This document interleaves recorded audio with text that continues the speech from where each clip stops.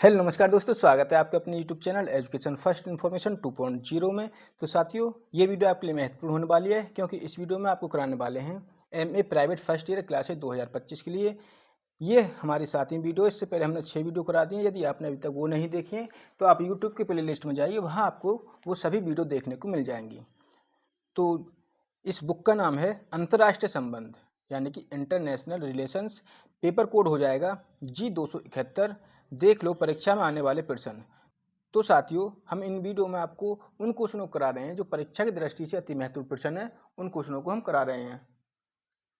तो चलिए देखते हैं। यदि आपको वीडियो पसंद आए तो वीडियो को लाइक करके अपने फ्रेंडों को शेयर कर दें ताकि ऐसे और वीडियो आपको मिलती रहें। तो साथियों, ये जो क्वेश्चन हम कराने वाले हैं, या तो इनकी टिप्पणी पूछ सकता है आपसे, या फिर लॉन्ग क्वेश्चन ही पूछ सकता है एक ही।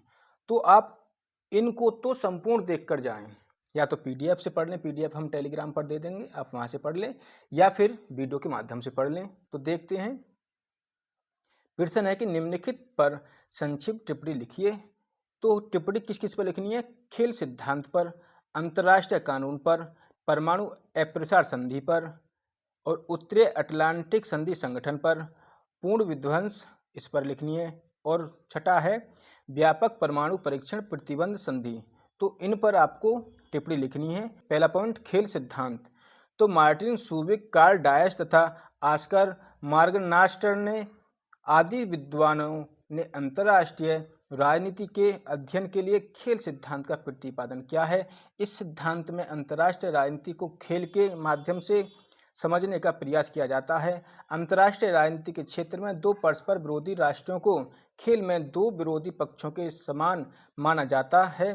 खेल के समान ही अंतर्राष्ट्रीय राजनीति में भी एक राष्ट्र दूसरे राष्ट्र की चालों का अनुमान लगाकर तथा उसके संबंध में आवश्यक सूचना प्राप्त करके उसे पराजित करने का प्रयास करता है। खेल सिद्धांत की आपसी एक सुनिश्चित विधि है जिसके आधार पर अंतर्राष्ट्रीय घटनाओं का अध्ययन किया जाता है। आगे देखते हैं। खेल सिद्धांत में जिस खेल का विवेचन यानी कि खेल सिद्धांत में जिस खेल की विवेचना की गई है वह युक्ति का खेल है, ना कि संयोग का। जिस खेल की विवेचना की गई है वह युक्ति का खेल है, ना कि संयोग का खेल। एक खेल की भांति इस सिद्धांत में भी स्वयं के नियम, खिलाड़ी क्रिया, रणनीति तथा क्षतिपूर्ति आदि होते हैं। यह खेल प्रतिस्पर्धापूर्ण तथा सहकारितापूर्ण दोनों ही प्रकार का हो सकता है। इस विधि के निम्नलिखित तत्व हैं। पहला, संघर्ष। सर्वप्रथम यह मान लिया जाता है कि अंतर्राष्ट्रीय क्षेत्र में दो विरोधी शक्तियां या गुट विद्यमान हैं जिनकी परस्पर विरोधी नीतियों के कारण उनमें संघर्ष होना सुनिश्चित है। यह संघर्ष ही खेल है और दोनों गुट खेल के दो पक्ष हैं।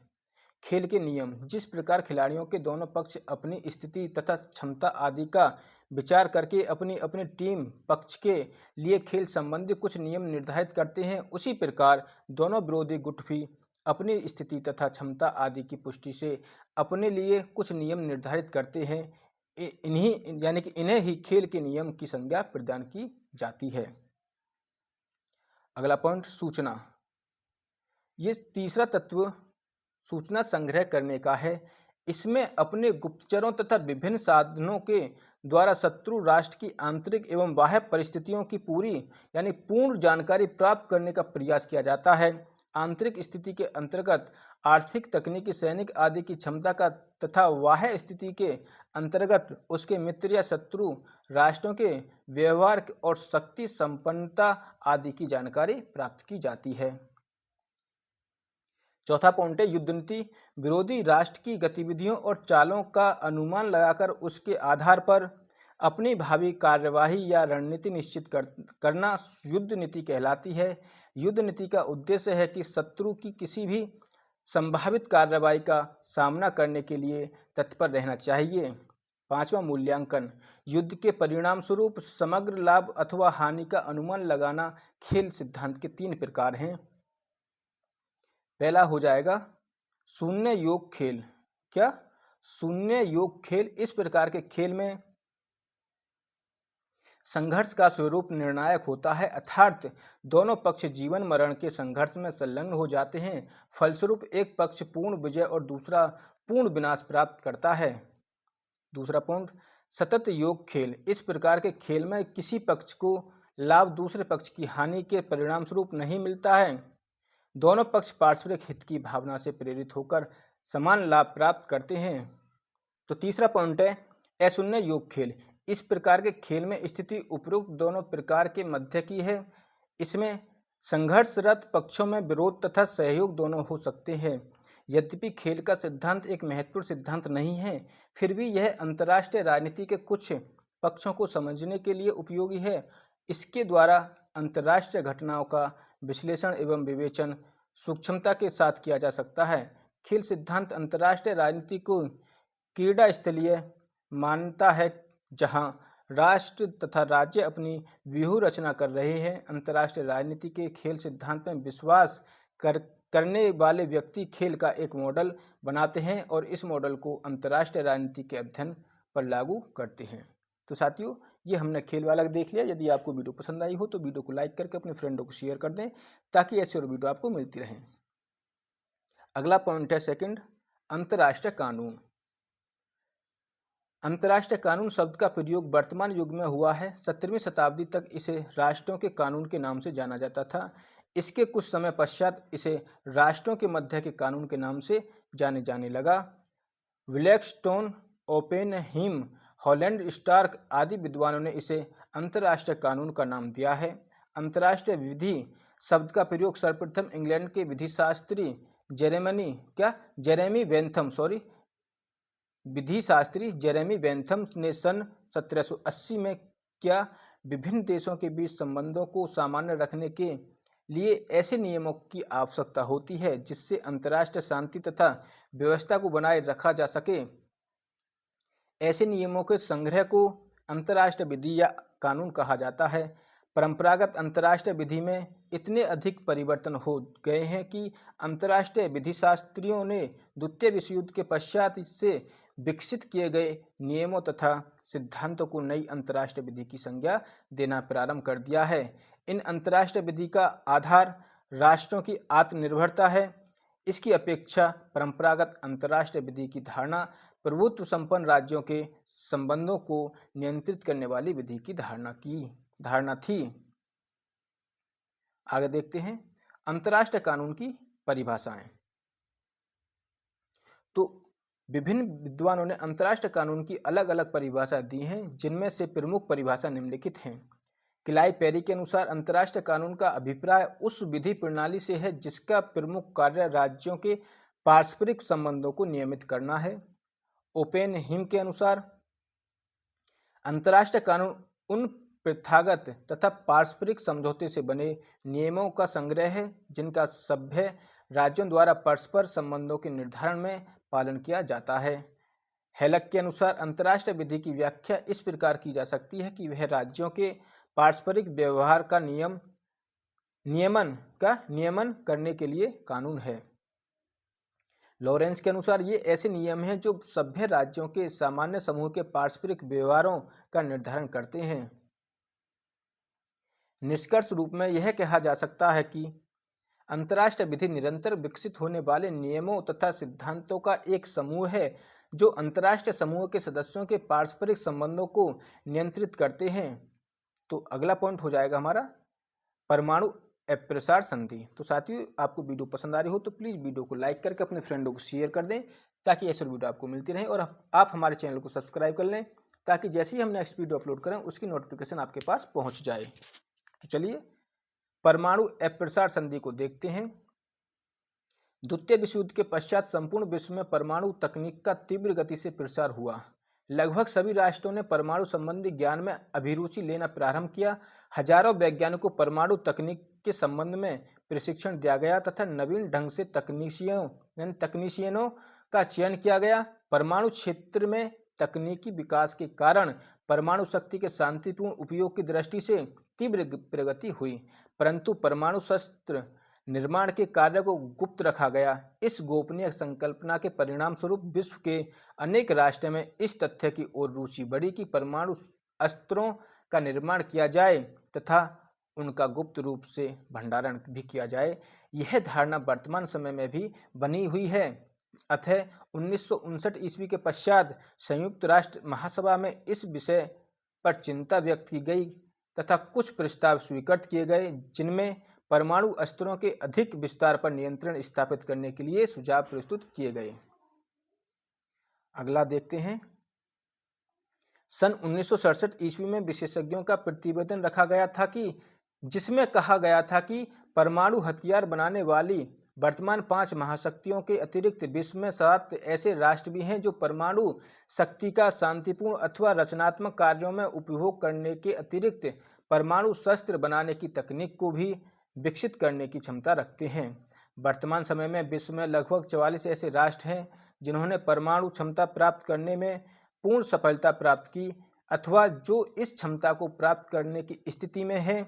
विशेषज्ञों का मत है कि यदि हम अंतर्राष्ट्रीय सुरक्षा के बारे में सोचते हैं तो हमें यह भी सोचना होगा कि विश्व में परमाणु शस्त्र बनाने वाले राष्ट्रों की संख्या में वृद्धि न हो। इसलिए सुरक्षा की समस्या का समाधान यही है कि परमाणु शस्त्र धारक राष्ट्रों की संख्या न बढ़ने दी जाए, साथ ही जिनके पास परमाणु शस्त्र हैं उन पर भी आवश्यक प्रतिबंध लगाए जाएं। आगे देखते हैं। सोवियत संघ तथा अमेरिका ने अगस्त 1967 ईस्वी में आणविक शस्त्र नियंत्रण के संबंध में कुछ प्रारूप तैयार करके प्रस्तुत किए। इन प्रारूपों में इस बात पर बल दिया गया था कि परमाणु शस्त्रों का और अधिक संग्रह न किया जाए। 12 जून 1968 ईस्वी को संयुक्त राष्ट्र महासभा में भारी बहुमत से इस प्रस्ताव को स्वीकृत कर लिया गया। 1 जुलाई 1968 ईस्वी को उक्त संधि हस्ताक्षर के लिए विश्व के संपूर्ण राष्ट्रों के सम्मुख प्रस्तुत की गई तथा उसी दिन अमेरिका, ब्रिटेन, सोवियत संघ तथा 50 से अधिक राष्ट्रों ने उस पर हस्ताक्षर कर दिए और वह संधि 5 मार्च 1970 ईस्वी से प्रभावित हो गई। परमाणु अप्रसार संधि की क्रियान्विति। उपरोक्त संधि के अंतर्गत यह व्यवस्था की गई कि जिन राष्ट्रों के पास परमाणु शस्त्र हैं वे अन्य राष्ट्रों को अपने शस्त्रों ने तो स्वयं और न पारस्परिक सहयोग के आधार पर प्रयोग हेतु प्रदान करेंगे। अंतर्राष्ट्रीय परमाणु शक्ति संस्था के साथ वार्तालाप के पश्चात किए जाने वाले समझौते के अंतर्गत गैर परमाणु शस्त्र धारक राष्ट्रों के द्वारा संरक्षण मानकर चलने की व्यवस्था की गई और जिससे गैर परमाणु शक्ति धारक राष्ट्रों को बिना किसी भेदभाव के कम मूल्य पर परमाणु परीक्षणों के शांतिपूर्ण उपयोग के द्वारा बड़े प्राप्त हो सकेंगे। संधि पर हस्ताक्षर करने वाले प्रत्येक राष्ट्र परमाणु शस्त्रों की दौड़ को समाप्त करने तथा परमाणु निशस्त्रीकरण को प्रभावित बनाने के लिए यह भी सुनिश्चित किया गया है कि यदि संधि पर हस्ताक्षर करने वाले किसी राष्ट्र के हितों को हानि पहुंचती है तो वह संधि से पृथक हो सकता है। संधि की एक व्यवस्था यह भी है कि संधि के लागू होने के 25 वर्ष के पश्चात एक सम्मेलन बुलाकर उस संधि को अनिश्चित काल तक जारी रखने के विषय में भी निर्णय लिया जाएगा। संधि के प्रारूप पर आपत्तियां। संधि के प्रारूप पर आपत्ति करने वाले देशों में France, Italy, Germany, Bharat, Brazil, Argentina तथा पाकिस्तान थे। भारत ने परमाणु अप्रसार संधि पर हस्ताक्षर नहीं किए। भारत का यह स्पष्ट मत है कि यह संधि भेदभावपूर्ण है, असमानता पर आधारित है और एक पक्षीय तथा अधूरी है। भारत को अपनी इस आपत्ति के कारण परमाणु क्लब के सदस्य देशों की कड़ी आलोचना के सहन करना पड़ा। भारत ने कहा कि परमाणु हथियारों के प्रसार को रोकने तथा पूर्ण निशस्त्रीकरण के उद्देश्यों की पूर्ति के लिए क्षेत्रीय स्तर पर नहीं वरन अंतर्राष्ट्रीय स्तर पर प्रयास किया जाना चाहिए। इन राष्ट्रों ने परमाणु अप्रसार संधि के विरुद्ध निर्णय इसलिए लिए क्योंकि उनका यह विचार था कि यह संधि पक्षपातपूर्ण है। यह परमाणु शस्त्र संपन्न राष्ट्रों तथा परमाणु सशस्त्र विहीन राष्ट्रों के मध्य अंतर को बढ़ाने के लिए परमाणु संपन्न राष्ट्र पर निर्भर रखने के लिए बनाई गई थी। यही नहीं, इसमें न तो परमाणु निशस्त्रीकरण की ही कोई बात कही गई है और न ही चीन तथा फ्रांस के परमाणु कार्यक्रमों पर प्रतिबंध लगाने संबंधी कोई व्यवस्था है। पाकिस्तान के इनकार का कारण था कि भारत ने परमाणु अप्रसारण संधि पर हस्ताक्षर करने से इनकार कर दिया था। 11 मई 1995 ईस्वी को संधि का पक्ष लेने वाले राष्ट्रों ने इस संधि का अनिश्चितकालीन विस्तार करने का निर्णय लिया। साथ ही संधि की समीक्षा तथा विस्तार के विषय में भी बातचीत की गई। सभी पक्षकारों ने एक स्वर में कहा कि यह संधि सार्वभौमिक बनाई जाए तथा इसका सरलीकरण किया जाए। भारत, इजराइल तथा पाकिस्तान से इस संधि में सम्मिलित होने के लिए कहा जाए। आगे देखते हैं संधि की आलोचना। तो छोटे राज्यों के हितों के प्रतिकूल उपरोक्त संधि छोटे देशों के हितों को सुरक्षित रखने तथा समयानुकूल परिवर्तन करने में सक्षम नहीं है। दूसरा, परमाणु शस्त्र संपन्न राष्ट्रों के हितों के अनुकूल इस संधि के द्वारा एक तरफ तो यह प्रतिबंध लगाया गया है कि जिन राष्ट्रों ने अभी तक परमाणु अस्त्र नहीं बनाए हैं वे भविष्य में भी निर्माण न करें, और दूसरी ओर संयुक्त राष्ट्र के माध्यम से परमाणु अस्त्रों से विहीन राष्ट्रों को परमाणु शक्ति संपन्न राष्ट्रों द्वारा परमाणु आक्रमण के समय जो गारंटी दी गई है वह अपर्याप्त है। अविश्वास तथा आशंका का वातावरण। परमाणु संधि करने वाले राष्ट्र भी पूर्ण रूप से ईमानदार नहीं हैं। उनके सैनिक तथा असैनिक कार्यों को शंका की दृष्टि से देखा जाता है। वर्तमान समय में कोई भी राष्ट्र मन से परमाणु अप्रसारण संधि यानी कार्यक्रम को लागू करना नहीं चाहता।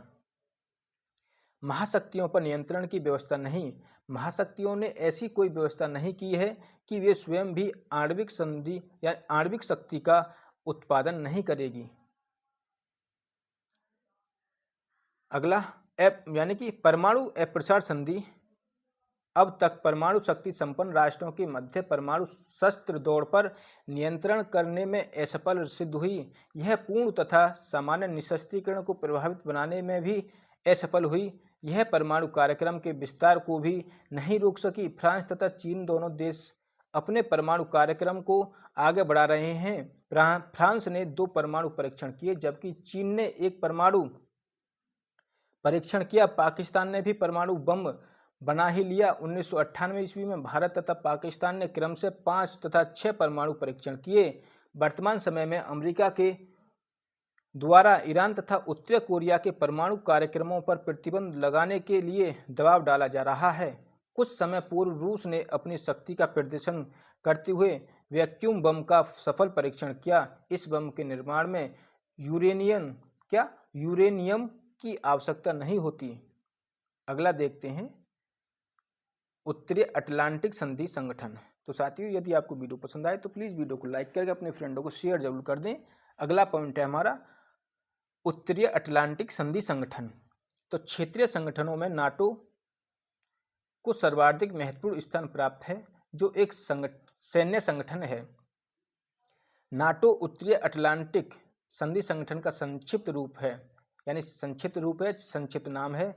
सोवियत संघ के बढ़ते प्रभाव और साम्यवाद के प्रसार को रोकने के उद्देश्य से संयुक्त राज्य अमेरिका के प्रसारों में 14 अप्रैल 1949 ईस्वी को नाटो का गठन किया गया। कब? 14 अप्रैल 1949 ईस्वी को नाटो का गठन किया गया।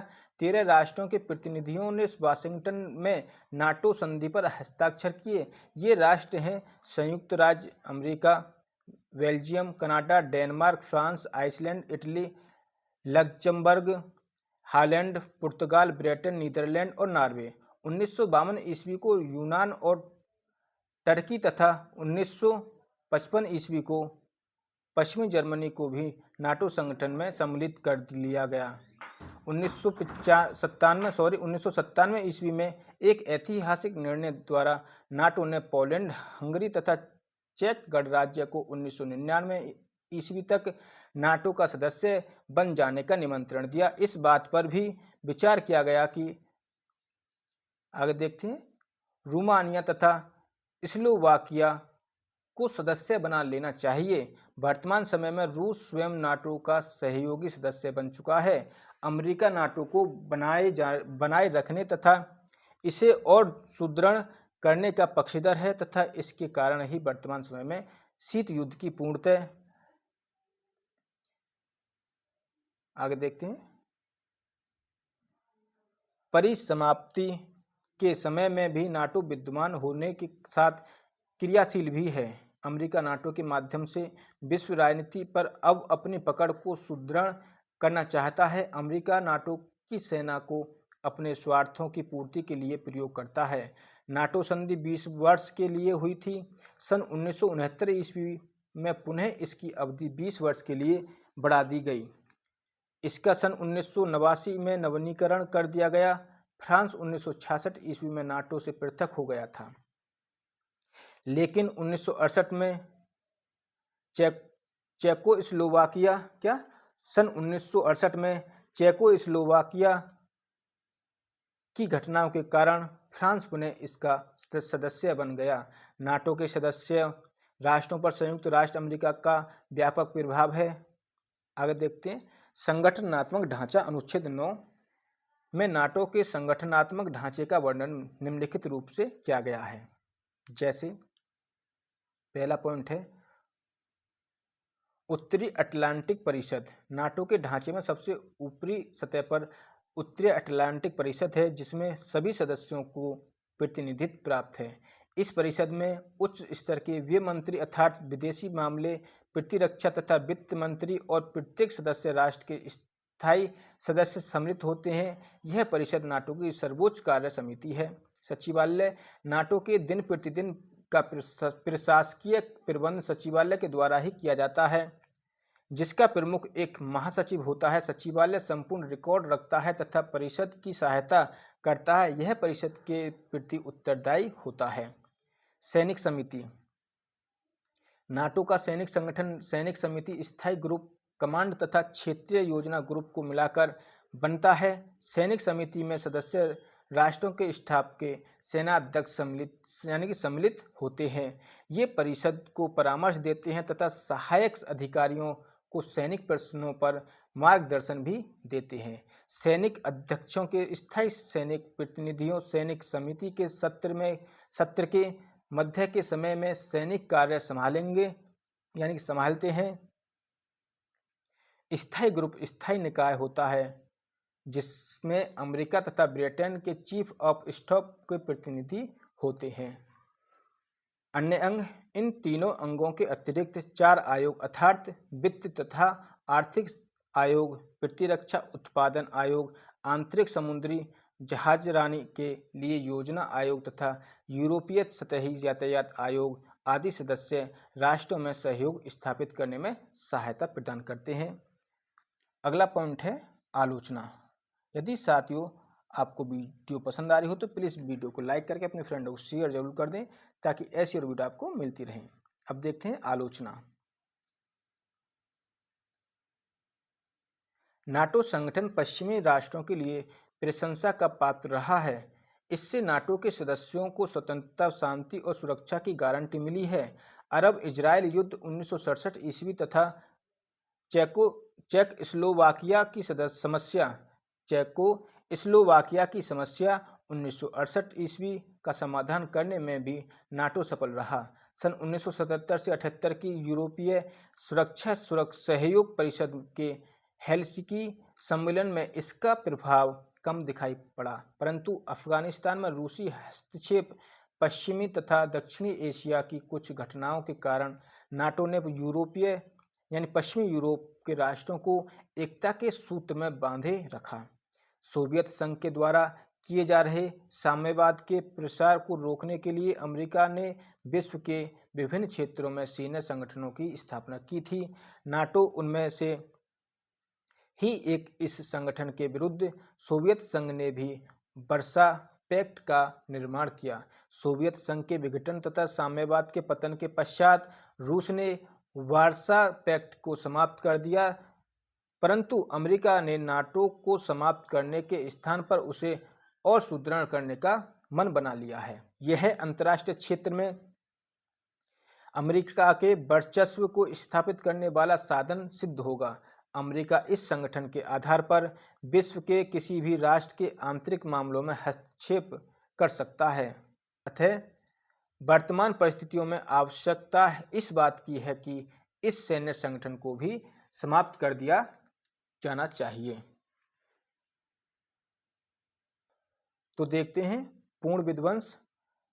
सबवर्जन अर्थात पूर्ण विनाश की स्थिति वह है जहां एक राष्ट्र दूसरे राष्ट्र को प्रत्यक्ष अथवा परोक्ष रूप से अर्थात सैनिक, वैज्ञानिक एवं तकनीकी रूप से नष्ट करना चाहता है।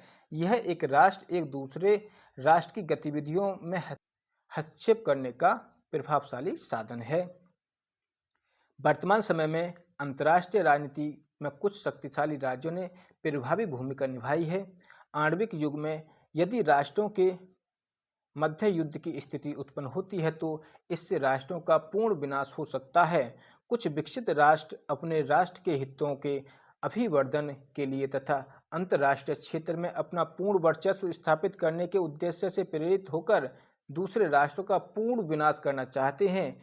ये राष्ट्र प्रत्यक्ष अथवा परोक्ष रूप से दूसरे राष्ट्रों की गतिविधियों में हस्तक्षेप करते हैं। एक राष्ट्र दूसरे राष्ट्र के आर्थिक, वैज्ञानिक तथा तकनीकी विकास का विध्वंस करना चाहता है। उदाहरण के लिए अमेरिका ने खाड़ी देशों पर अपना आधिपत्य स्थापित करने के उद्देश्य से इराक पर आक्रमण किया। यद्यपि अमेरिका ने अपने तेल प्राप्त करने के उद्देश्य को छिपाने के लिए अंतर्राष्ट्रीय क्षेत्र में यह प्रसारित किया कि इराक के पास जैविक हथियार हैं और वह उनका प्रयोग कभी भी विश्व समुदाय के विरुद्ध कर सकता है। संयुक्त राष्ट्र द्वारा गठित निरीक्षण दल ने इराक के समस्त प्रतिष्ठानों का निरीक्षण करने के उपरांत यह सूचना दी कि इराक के पास जैविक हथियार नहीं। फिर भी सद्दाम हुसैन के वर्चस्व को समाप्त करने के उद्देश्य से अमेरिका ने अंतर्राष्ट्रीय जनमत के विरोध को ताक पर रखकर इराक पर आक्रमण कर दिया। इस आक्रमण ने इराक में चारों तरफ अराजकता, अव्यवस्था तथा तबाही की स्थिति उत्पन्न कर दी। अमेरिकी सेनाओं ने इराक के व्यापारिक प्रतिष्ठानों, तेल क्षेत्रों तथा परमाणु ऊर्जा प्राप्त करने के क्षेत्रों को भी भारी क्षति पहुंचाई। इस युद्ध में इराक की पराजय हुई तथा सद्दाम हुसैन के तानाशाही शासन का अंत हुआ, परंतु इस अंत ने इराक को आर्थिक, वैज्ञानिक एवं तकनीकी रूप से नष्ट कर दिया। अमेरिका ने इराक के संबंध में विध्वंसकारी नीतियों का अवलंबन किया।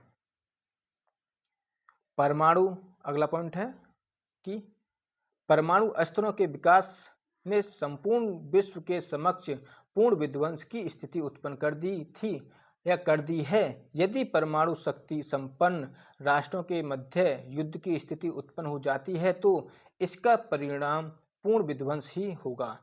जिन राष्ट्रों के पास परमाणु अस्त्रों के विशाल भंडार हैं उनकी गलती से भी पूर्ण विध्वंस की स्थिति उत्पन्न हो सकती है।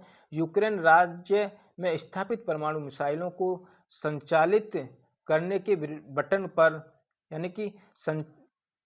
यूक्रेन राज्य में स्थापित परमाणु मिसाइलों को संचालित करने के बटन एक सूटकेस में बंद हैं जो राष्ट्रीय के पास हैं।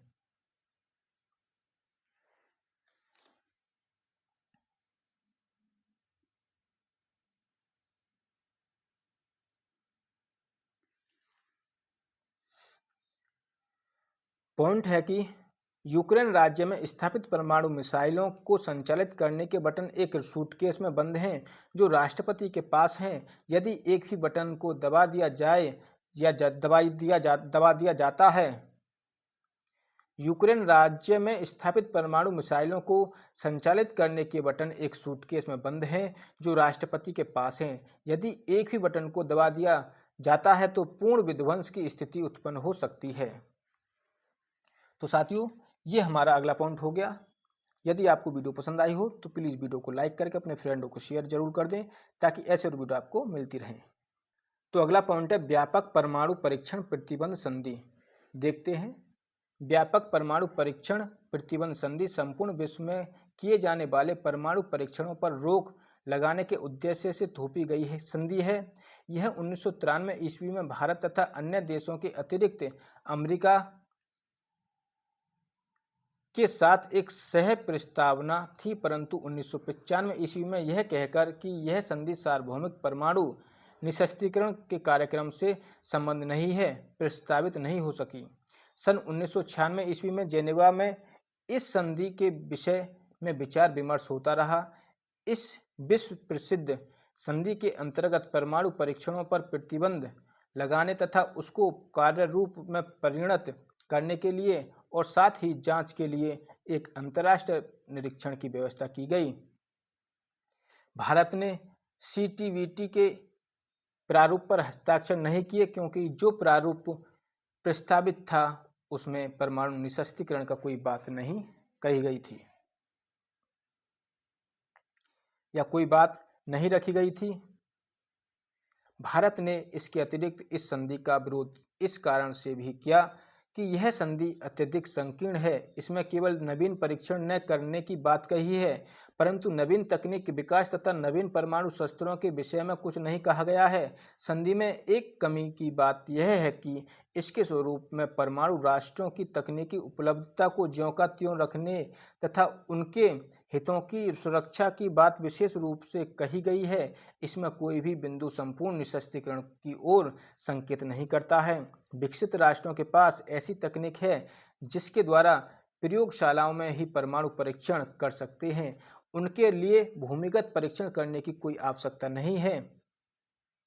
इस स्थिति में विकसित राष्ट्र तो अपने परमाणु कार्यक्रम को जारी रख सकते हैं, जबकि विकासशील राष्ट्रों को अपने परमाणु कार्यक्रम बंद करने पड़ सकते हैं, क्योंकि उनके पास प्रयोगशालाओं में परीक्षण करने की तकनीक नहीं है। अतः यह संधि पक्षपातपूर्ण है, जो विकसित राष्ट्रों का परमाणु कार्यक्रम पर एकाधिकार बनाए रखने में सहायक है। यह केवल विकासशील राष्ट्रों के परमाणु कार्यक्रम को ही प्रतिबंधित करती है। संधि की वर्तमान स्थिति। CTBT पर 24 सितंबर 1996 ईस्वी से हस्ताक्षर करने का कार्य प्रारंभ किया गया। वर्तमान समय तक इस संधि पर हस्ताक्षर करने वाले राष्ट्रों की संख्या 179 हो गई। इस संधि को अपने राष्ट्र की विधायिकाओं द्वारा अनुमोदित कराने वाले राष्ट्रों की संख्या 144 है, जबकि इस पर हस्ताक्षर न करने वाले राष्ट्रों की संख्या 16 है। इस संधि का अनुमोदन न करने वाले राष्ट्रों की संख्या 51 है तथा हस्ताक्षर के बावजूद अनुमोदन न करने वाले राष्ट्रों की संख्या 35 है। संधि पर हस्ताक्षर न करने वाले प्रमुख देश भूटान, क्यूबा, उत्तर कोरिया, भारत, मॉरिशस, पाकिस्तान, सऊदी अरब तथा सीरिया। हस्ताक्षर के बावजूद अनुमोदन न करने वाले प्रमुख राष्ट्र हैं चीन, मिस्र, घाना, इंडोनेशिया, ईरान, इजराइल, लेबनान और Mozambique, Myanmar, Nepal, Sri Lanka, Thailand, America तथा जिम्बाब्वे। परीक्षण पर निगरानी रखने के लिए संपूर्ण विश्व में 337 स्टेशन स्थापित किए गए हैं। CTBT को उस समय भारी आघात लगा जब अक्टूबर 1999 में अमेरिकी सीनेट ने उसे स्वीकृति नहीं किया और जब वहां मतदान हुआ तो 48 के मुकाबले 51 मतों से इस संधि को अस्वीकार कर दिया गया। कार्यान्वयन की प्रगति। संयुक्त राष्ट्र ने 6 से 8 अक्टूबर 1999 ईस्वी को वियना में एक विशेष सम्मेलन का आयोजन किया, जिससे CTBT के क्रियान्वयन की प्रगति का मूल्यांकन किया जा सके। इस सम्मेलन में 92 देशों के 400 प्रतिनिधि सम्मिलित हुए और संयुक्त राष्ट्र महासचिव ने प्रयास किया कि संधि पर सभी राष्ट्र 2-3 वर्ष के अंतराल पर हस्ताक्षर कर दें, परंतु महासचिव को इस प्रयास में सफलता प्राप्त नहीं हुई। तो साथियों, यदि आपको वीडियो पसंद आई हो तो प्लीज़ वीडियो को लाइक करके अपने फ्रेंडों को शेयर जरूर कर दें, ताकि ऐसी और वीडियो आपको मिलती रहे। और अन्य पेपरों के भी हम इसी तरीके से आपको वीडियो बनाकर दिया करेंगे। तो चलिए यहीं तक। यदि आपको वीडियो पसंद आई हो तो प्लीज़ वीडियो को लाइक जरूर कर दें। जय हिंद साथियों, नमस्कार दोस्तों।